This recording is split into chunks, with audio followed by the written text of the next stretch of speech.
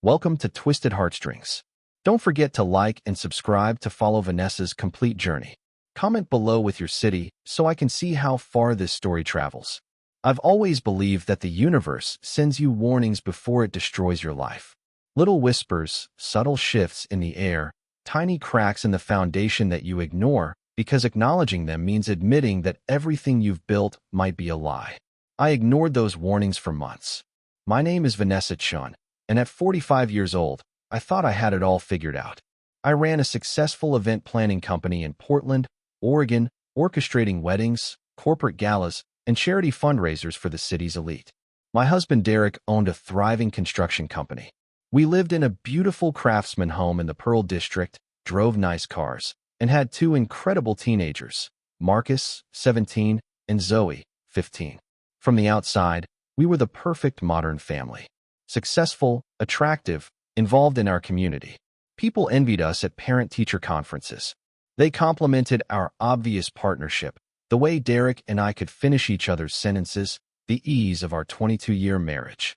What they didn't see were the cracks spreading like spiderwebs beneath the surface. It started 6 months ago with something so small I almost dismissed it. Derek joined a gym. Now, that doesn't sound particularly sinister. Lots of men in their late 40s decide to get in shape. But Derek had never been the fitness type. He'd always been content with his slight dad bod, joking that his construction work kept him active enough. Suddenly, he was leaving the house at 5:30 in the morning for CrossFit classes, talking about macros and protein shakes, buying designer athletic wear that cost more than my evening gowns. Good for you, I'd said, kissing his cheek as he headed out the door in his expensive new workout gear. I'm proud of you for taking care of yourself. He'd smiled, but it didn't reach his eyes. Just want to be around for a long time, babe. For you and the kids. That was warning number 1. I ignored it. Warning number 2 came a month later when I noticed Derek had changed his phone's lock screen. We'd never been the type of couple who snooped through each other's devices. We didn't need to. Trust was our foundation, or so I thought. But one evening, when his phone buzzed on the kitchen counter while he was in the shower, I glanced at it. The screen was locked with a 6-digit passcode. When had he added that? Hey, when did you put a password on your phone? I asked later, trying to keep my tone casual. Derek barely looked up from his laptop. Oh, work stuff. We had that whole security seminar about protecting client information. Everyone at the company had to do it. Reasonable. Logical. I believed him. Warning number 3 was Juliana. Juliana Santos had been my best friend since graduate school. We'd gotten our MBAs together, supported each other through career struggles and personal crises, celebrated each other's weddings. She was Marcus and Zoe's godmother. She knew everything about me, my fears, my dreams, my insecurities about aging, my worries about whether Derek and I had grown too comfortable. For 18 years, Juliana had been my person. The one I called when I needed to vent about Derek's occasional insensitivity or his mother's passive-aggressive comments. She'd been there through my father's death, through Zoe's emergency appendectomy, through the miscarriage I'd had before Marcus. That's why it seemed strange when she started canceling our standing Wednesday morning coffee dates. So sorry, V, she'd text. Crazy morning at work. Rain check. Once, twice, I understood. But it became a pattern. 5 weeks in a row, she canceled. When we did finally meet, she seemed distracted, checking her phone constantly, cutting our conversation short after 30 minutes. Is everything okay? I asked, reaching across the table to touch her hand. You seem somewhere else lately. Juliana's eyes flickered with something. Guilt? Panic? Before she smiled. Just stressed about work. You know how it is. The hospital's implementing new HR protocols, and everyone's breathing down my neck. She worked as an HR director at a major hospital. Stressful job, certainly. I accepted her explanation, even as something in my gut twisted uncomfortably. Warning number 4 arrived in the form of a credit card statement. I handled most of our finances. Ironic, considering what I'd eventually discover. One evening in March, while Derek was at another late work dinner, I was reconciling our accounts when I noticed charges that didn't make sense. 3 separate hotel bookings at the Sentinel, a boutique hotel downtown. Each during weeks when Derek had supposedly been at construction industry conferences in Seattle and Spokane. My hand trembled as I checked the dates. The Sentinel was 15 minutes from our house. Why would Derek need a hotel room in Portland? Hey, I said when he got home at 11 that night, smelling of cologne I didn't recognize. I saw some hotel charges. The Sentinel? I thought you were in Seattle those weeks. Derek's face remained perfectly neutral, too neutral. Oh, right. I met with some local clients. It ran late, and I didn't want to drive home exhausted. Safer to just crash nearby. 3 times. Big project. Lots of meetings. He kissed my forehead. Don't worry about it, babe. Business is good. I wanted to believe him. I desperately wanted to believe him. But that night, I lay awake while Derek snored beside me, and I couldn't shake the feeling that my entire life was a carefully constructed stage set, and someone was about to pull back the curtain. The 5th warning came 2 weeks later, on a Thursday afternoon. I'd been at a client meeting downtown and finished early. On impulse, I stopped by Derek's office to see if he wanted to grab lunch together, something we hadn't done in months. His secretary, Gloria, looked surprised to see me. Oh, Vanessa. Derek's not here. He left around noon. Did he have a site visit? She checked her computer, frowning. No appointments on his calendar. He just said he needed to take care of something personal. Personal. The word echoed in my mind as I drove home. What personal business didn't he tell me about? I tried calling him. It went to voicemail. That night, Derek came home at 7, cheerful and affectionate. Sorry I missed your call. Phone died. How was your day? Fine, I lied. Where were you this afternoon? I stopped by your office.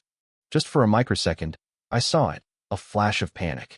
Then it was gone, replaced by his easy smile. Had to meet with a potential investor.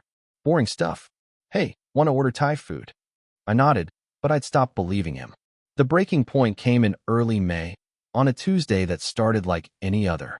Derek left for work, kissing me goodbye, reminding me he'd be late because of a budget meeting. I had a relatively light day, just one consultation with a bride who couldn't decide between ivory and champagne linens. After the meeting, I was driving home when I realized I'd left my portfolio in Derek's truck. We sometimes swapped vehicles, and I'd driven his truck yesterday to pick up some supplies. I needed that portfolio for tomorrow's meeting. I detoured to his office. Gloria was at lunch. The parking lot was half empty. I let myself in with my key. Derek had given it to me years ago for exactly these situations. His office was unlocked. The portfolio sat right on his desk, where I'd left it. I grabbed it, started to leave, then froze. On his desk, partially hidden under some contracts, was a birthday card. The envelope was addressed in feminine handwriting I didn't recognize. I shouldn't have opened it. I know that. But my hands moved before my brain could stop them. The card was expensive, elegant. The message inside was written in purple ink. To the man who makes every morning feel like a beginning. Thank you for showing me what real passion feels like. Here's to many more stolen moments. All my love, Jay. Below the words was the imprint of a lipstick kiss in a deep burgundy shade I'd never worn. Jay. Juliana. The room spun. I sat down hard in Derek's chair, the card trembling in my hands. This couldn't be real. This couldn't be happening. Juliana and Derek? My best friend and my husband? How long? How long had they been? I checked the postmark on the envelope. It had been mailed 2 weeks ago. The card itself was for a birthday. I frantically pulled out my phone, checking Juliana's Facebook. Her birthday was April 28th. 2 weeks ago, Derek had given his mistress a birthday card. My husband was sleeping with my best friend. I don't remember leaving Derek's office. I don't remember driving home. The next thing I knew, I was sitting in my kitchen, staring at nothing, the birthday card on the table in front of me like evidence at a crime scene. My mind raced through every interaction, every dinner party, every family vacation where Juliana had been present. She'd been to our home hundreds of times. She'd slept in our guest room. She'd given Marcus and Zoe Christmas presents. She'd hugged me and told me how lucky she was to have me as a friend. And the whole time, she'd been sleeping with my husband. How long? The question consumed me. When did it start? How many times had they looked at me with pity or amusement, knowing what they were doing behind my back? I could have confronted them right then. I could have called Derek, screamed, thrown things, demanded answers. Part of me wanted to. But another part, a colder, quieter part, knew that emotional confrontation would only give them the advantage. They'd cry, apologize, promise it was over, beg for forgiveness. No, I needed to know everything first. I needed evidence, facts, documentation. I needed to understand exactly what I was dealing with before I made my move. I picked up my phone and searched for private investigators in Portland. 3 days later, I sat in a discreet office building in Beaverton, across from a woman named Patricia Rees who looked more like a librarian than a private investigator. She had kind eyes and a no-nonsense demeanor that immediately put me at ease. "Tell me everything," she said. I did. I showed her the card, explained the pattern of late nights and canceled lunches, the hotel charges, the changed phone password. As I spoke, Patricia took notes, her expression neutral but sympathetic. "How long do you want me to follow them?" she asked when I finished. "As long as it takes to get proof. Photos, videos, documentation of where they go, how often they meet. Everything. And what will you do with this information?" I met her eyes steadily. "Whatever I need to." Patricia nodded. "I'll start tomorrow. You should expect results within 2 weeks." It took 1 week. On a Tuesday afternoon, Patricia called me. "Mrs. Chun, I have what you need. Can you come to my office?" My hands shook as I drove across town. In Patricia's office, she spread photographs across her desk like a dealer showing her hand in poker. Derek and Juliana at the Sentinel Hotel, entering together at 2 in the afternoon. Derek and Juliana at a beach house in Cannon Beach, holding hands on the deck. Derek and Juliana at an intimate restaurant in the Pearl District, feeding each other dessert. Derek and Juliana kissing in the parking garage of Juliana's office building. "I've documented 23 separate encounters over the past 7 days," Patricia said quietly. "They meet primarily on Tuesday and Thursday afternoons, occasionally Friday evenings. Based on credit card records you provided access to, this has been going on for approximately 18 months. 18 months. A year and a half. While I'd been planning other people's weddings, my husband had been courting my best friend. There's more," Patricia said, sliding a folder toward me. "I've been monitoring their digital communications through legal channels. They've been using a couple's messaging app to coordinate." I printed some of the conversations. I opened the folder. The messages made me physically ill. "Derek, can't wait to see you Thursday. I hate pretending around her." "Juliana, I know, baby. Soon we won't have to. After Marcus graduates, we'll tell her together." "Derek, she's going to fall apart. You know how emotional she gets." "Juliana, we'll be there for each other. That's all that matters." They've been planning this. Planning to tell me after my son graduated high school, so they wouldn't ruin his senior year. How considerate of them. I read more messages. They discussed using my event planning connections to book secret getaway venues. They laughed about how oblivious I was. They planned their future together. A future that apparently involved pushing me out of my own business so Juliana could become Derek's real partner. By the time I finished reading, I felt nothing.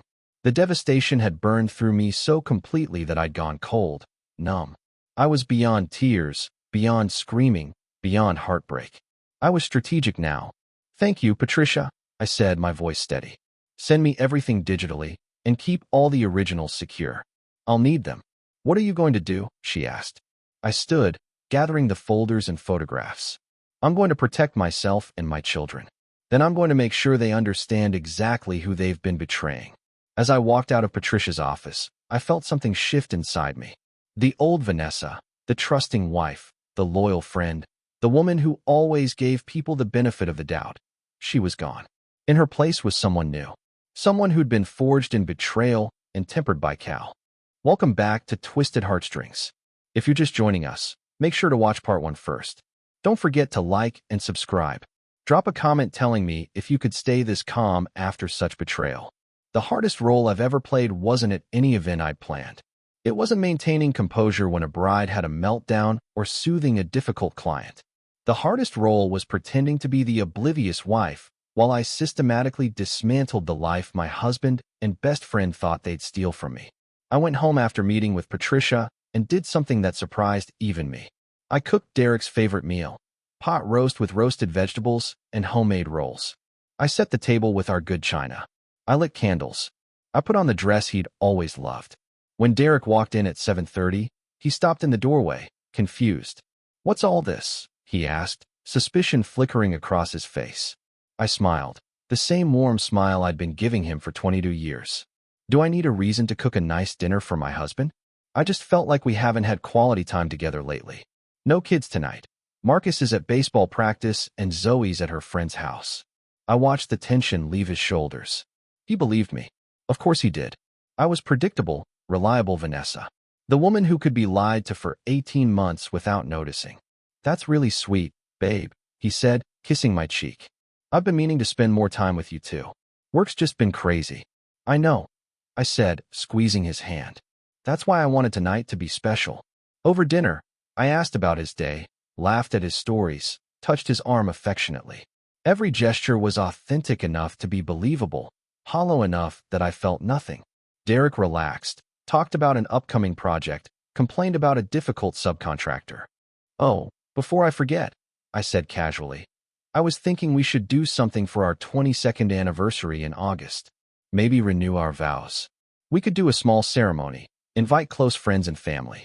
Juliana could help me plan it. Derek's fork froze halfway to his mouth. His face went pale. Renew our vows? He repeated. Why not? We've been through so much together. I think it would be beautiful, a recommitment to each other, to our family. I tilted my head, watching him carefully. Unless you don't want to? No, that sounds great. His voice was strangled. Just surprising, that's all.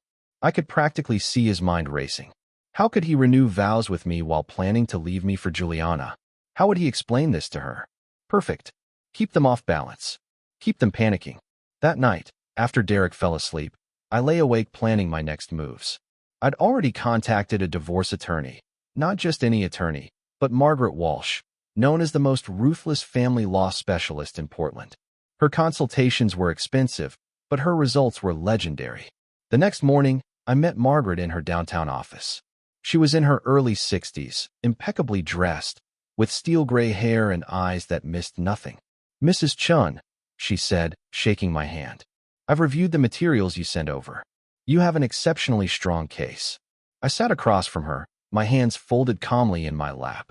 What are my realistic options? Given the documented evidence of adultery, the length of the affair, and Oregon's equitable distribution laws, you're looking at a very favorable settlement. The business you own, Chun Events, is that solely in your name? Yes. I started it before we married and kept it separate. Excellent. That protects your primary asset.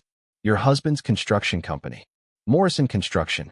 It's in his name, but I've made significant unpaid contributions over the years, connecting him with clients, planning his corporate events, essentially acting as his marketing director. Margaret's smile was sharp. That establishes you're entitled to a portion of his business value. Do you have documentation of these contributions? I started compiling it yesterday. 20 years worth of emails, contracts I helped negotiate, clients I referred. Perfect. Now, regarding assets, your home. Joint ownership. We bought it 15 years ago. Bank accounts. Mostly joint, but I handle the finances. I've been reviewing everything. I pulled out a folder. This is where it gets interesting. I found 3 accounts I didn't know about. Margaret's eyebrows rose as she reviewed the documents. Hidden accounts. When were these opened? 2 years ago. He's been transferring money systematically. Never large amounts, but it adds up. There's about $180,000 across these accounts. This is financial fraud in the context of marriage. Margaret looked up, her expression approving.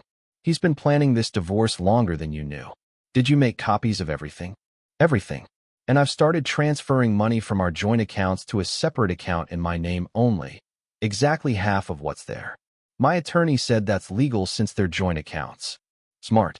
The moment you file, he'll try to drain them. You're protecting yourself. She made notes.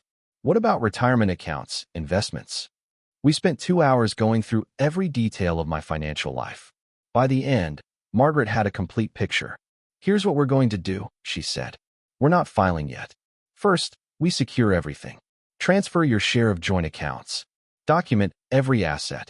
Get appraisals on your home, his business, everything valuable. Then, when we file, we do it strategically, right after you've gathered maximum leverage. How long? 6 to 8 weeks. Can you maintain the pretense that long?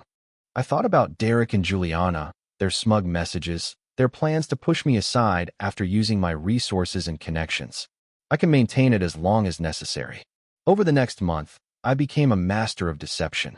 I played the loving wife so convincingly that Derek began to relax. He stopped being so careful with his phone.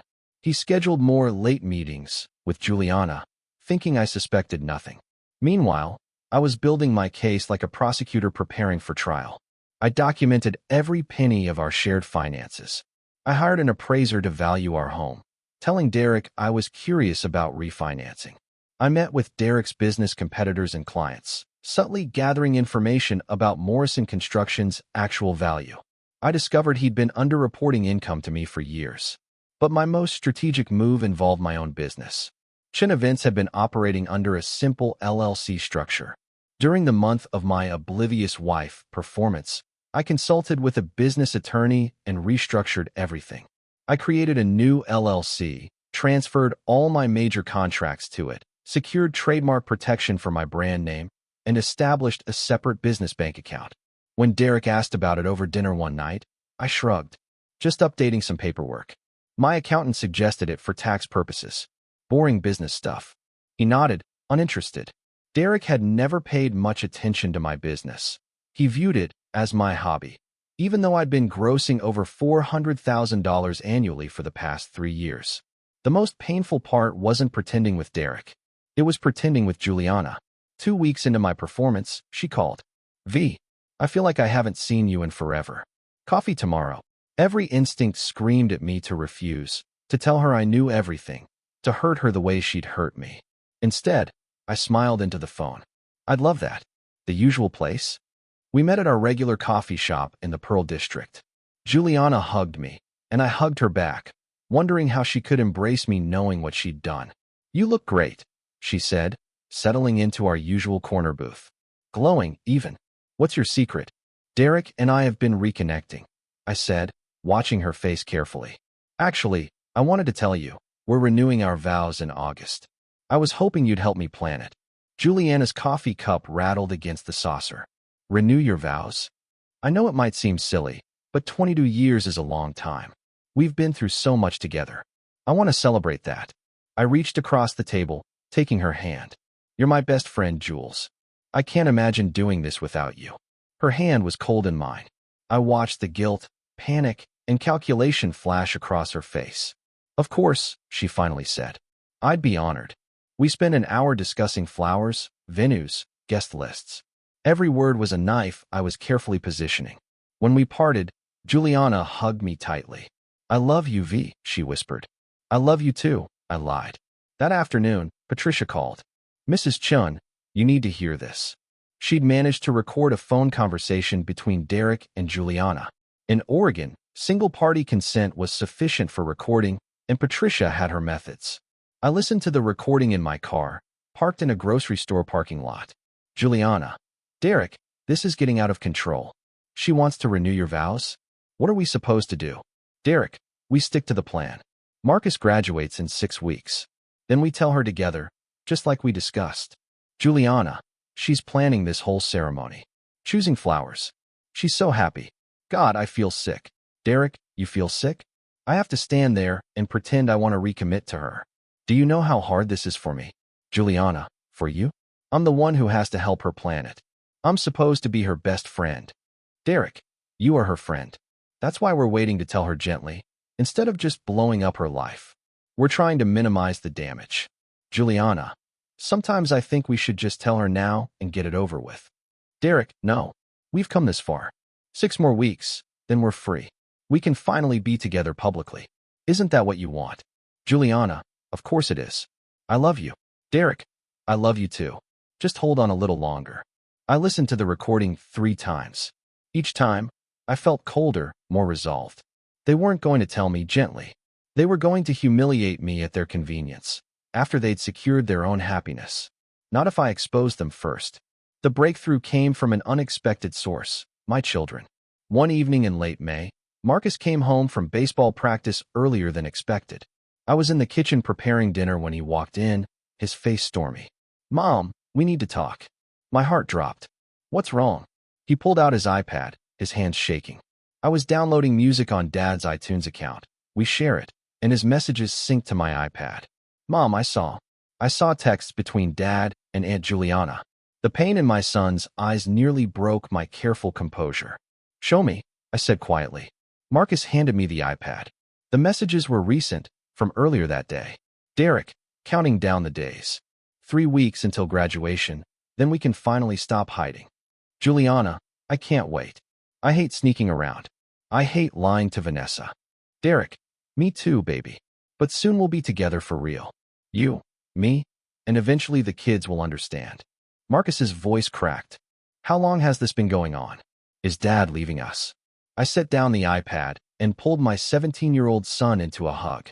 He was taller than me now, nearly a man, but in that moment he was my little boy who needed protection. "I know," I said softly. "I've known for a few weeks. I'm handling it." "You knew?" He pulled back, staring at me. "Why didn't you say anything? Why are you acting normal?"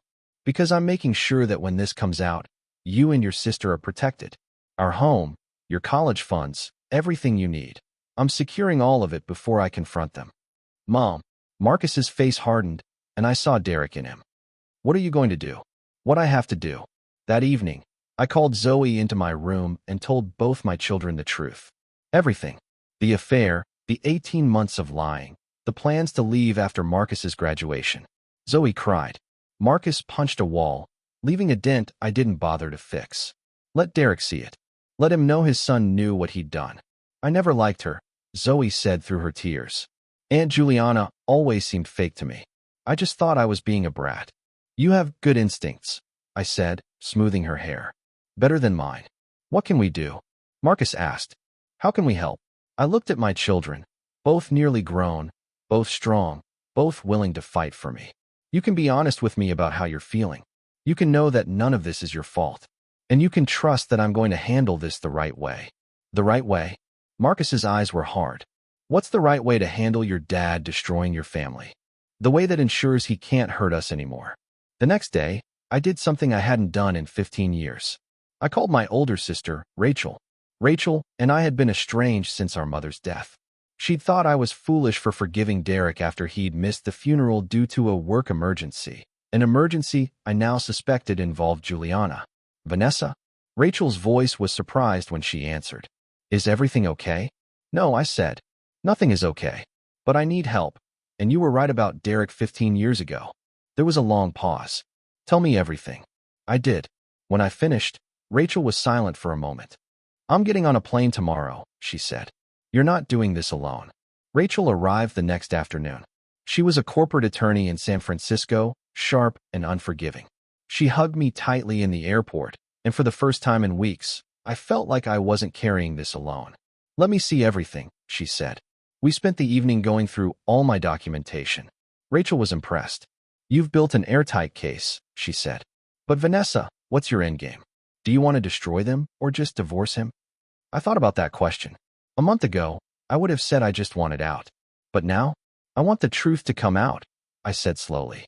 I want everyone who knows us to understand exactly who they are. I want their reputations ruined the way they tried to ruin my life. Rachel smiled, a sharp, approving smile. "Then let's make sure everyone's watching when you expose them." That's when the idea formed. The idea that would become my masterpiece. In 3 weeks, I was scheduled to host the annual Children's Hospital Charity Gala, the biggest event of my year. It drew over 300 guests, Portland's wealthiest, most influential citizens. Business leaders, politicians, social elite. Everyone who was anyone attended. Derek would be there as my supportive husband.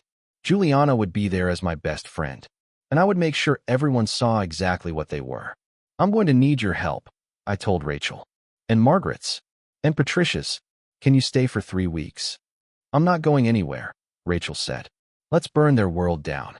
The next 3 weeks were a masterclass in strategic planning. Margaret filed the divorce papers, but held them. They wouldn't be served until after the gala. Patricia continued surveillance, gathering every last piece of evidence. Rachel helped me secure my business assets completely and prepared for the media fallout. And I continued playing the perfect wife. Derek noticed nothing. He was too busy planning his future with Juliana, counting down to Marcus's graduation, dreaming of his freedom. Juliana grew more nervous as the vow renewal planning continued. I'd scheduled it for late August, after the gala. She was trapped. Refusing to help would seem suspicious, but helping meant maintaining the lie. Maybe you should wait, she suggested one afternoon over coffee. Don't rush into something this big. Rush? I laughed. We've been married 22 years. How is that rushing? She had no answer. A week before the gala, I had a final meeting with Margaret, Patricia, and Rachel. Everything's ready, Margaret said. The moment you give the signal, we serve Derek and Juliana's husband with the divorce papers. I've also prepared restraining orders if needed. The presentation is ready, Patricia said. 42 photographs documenting the affair, time-stamped and verified. The recordings are queued up. It's damning evidence. Rachel squeezed my hand. Are you sure about this? There's no going back once you do this publicly. I thought about Derek's lies, Juliana's betrayal, the 18 months they'd stolen from me. I'm sure, I said. They wanted to blindside me after Marcus's graduation, after they'd secured everything they wanted. Instead, I'm going to show them what real devastation looks like. The night before the gala, I couldn't sleep. I lay in bed next to Derek, listening to him breathe, knowing it was the last night he'd ever sleep in our home. Tomorrow, everything would change. Tomorrow, Vanessa Chan, the trusting wife, the loyal friend, the woman they'd thought they could deceive, would become someone else entirely. Tomorrow, they'd learn that the biggest mistake they'd ever made wasn't falling in love with each other. It was underestimating me. The grand ballroom of the Sentinel Hotel. Ironically, the same hotel where Derek and Juliana had conducted many of their afternoon rendezvous, glittered with crystal chandeliers and the carefully orchestrated elegance that was my signature. 300 of Portland's most influential citizens filled the space, champagne flutes in hand, dressed in their finest evening wear. The annual Children's Hospital Charity Gala was my masterpiece event every year. This year, it would become legendary for entirely different reasons. I stood near the entrance in a stunning emerald silk gown, greeting guests with my practiced smile. Derek was at my side in his tuxedo, playing the devoted husband. Across the room, Juliana laughed with a group of hospital administrators, radiant in burgundy, the same shade as the lipstick kiss on that birthday card. Neither of them knew that in 45 minutes, their lives would implode in front of everyone they knew. You look beautiful tonight, Derek whispered, his hand on my lower back. This event is going to be amazing. It's going to be unforgettable. I agreed, my smile never wavering. Rachel stood near the stage, ostensibly managing the AV equipment. In reality, she was coordinating with Patricia, who was in the control booth. Margaret Walsh sat at a table near the exit, 2 legal assistants flanking her, ready to serve papers the moment I gave the signal. Marcus and Zoe were absent. I'd sent them to stay with Rachel's family in San Francisco for the weekend. They didn't need to witness this. They'd already been hurt enough. The evening proceeded exactly as planned. Cocktail hour, silent auction, a gourmet dinner. I moved through the crowd with practiced grace, thanking sponsors, hugging donors, ensuring every detail was perfect. This was my reputation on display, the business I'd built with my own talent and determination. After tonight, everyone would know exactly how I'd done it, alone, without the support I'd thought I had.